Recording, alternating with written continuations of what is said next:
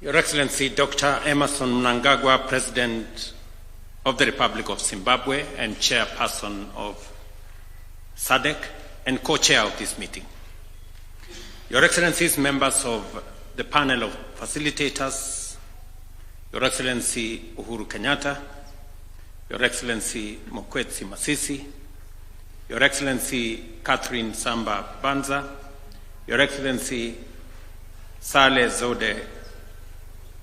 Wak Zode,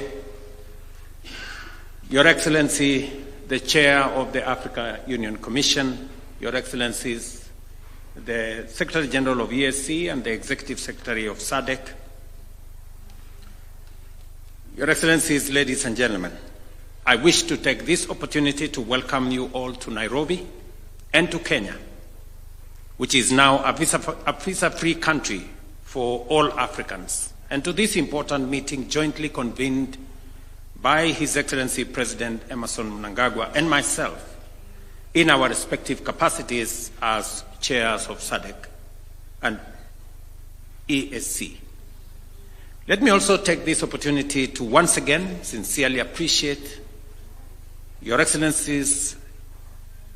the panel of facilitators, for making time out of your very busy schedule to attend this joint meeting,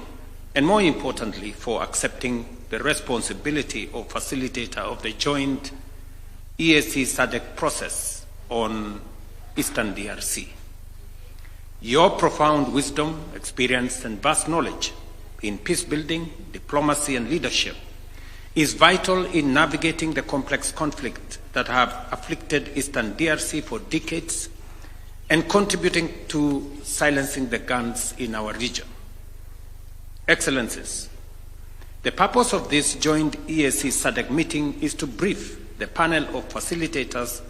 on their mandate of facilitating inclusive dialogue among the various actors in Eastern DRC with a view to addressing, among other things, the root causes and to restore sustainable peace and stability in Congo.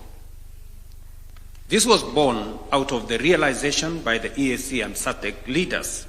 that recent escalation in violence in parts of Eastern DRC, including North and South Kivu, have inflicted immense suffering, mass displacement, and triggered concerns about the stability of our region. It was further informed by the recognition that a political solution was the only viable path to resolving the conflict in Eastern DRC. To this end, we called for the urgent merger of the Nairobi and Luanda peace processes into a single, coherent, and harmonized EAC-SADC peace process to serve as a comprehensive Africa-led political process to address the underlying issues fueling the conflict. This was subsequent also to the decision of the summit of the Africa Union to merge the Luanda process,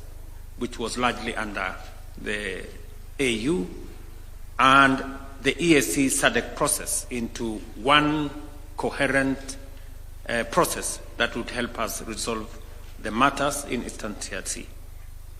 We will be considering proposals on a framework for the merger of these processes, the terms of reference for the facilitators, and the process design for inclusive mediation process in Eastern DRC from our technical teams drawn from EAC, SADC, and AU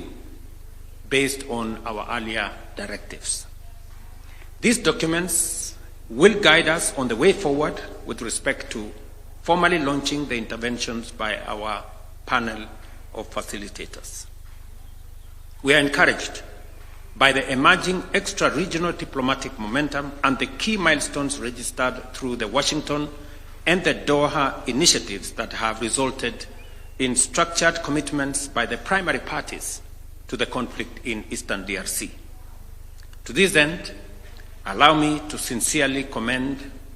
the Minister of Foreign Affairs of the Democratic Republic of Congo, Madam Teresa Wagner, and the Minister of Foreign Affairs and International Cooperation of the Republic of Rwanda, the Honorable Olivia Nduhungirehe, who is right here with us, for their leadership on this milestone.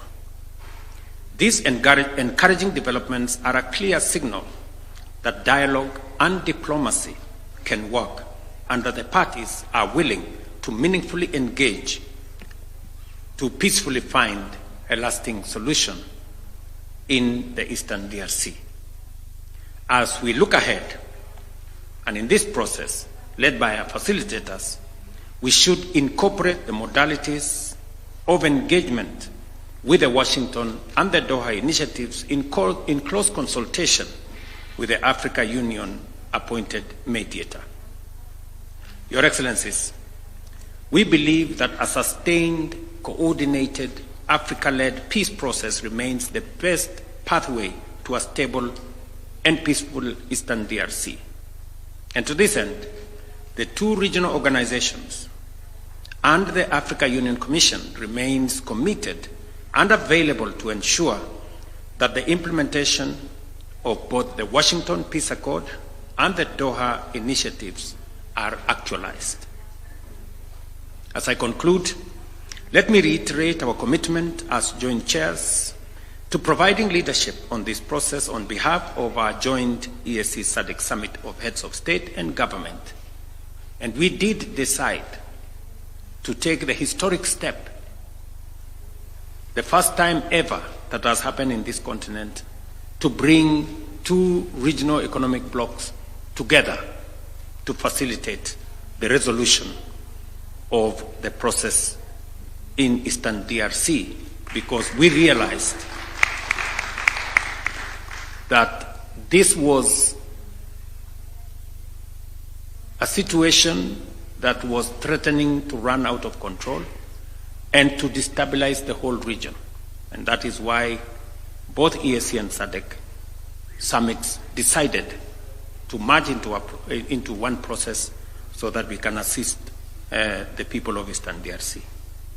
Excellencies, let us remain committed and solidify our joint strength to ensure that we leave a lasting legacy of peace within Eastern DRC and our region. I thank you.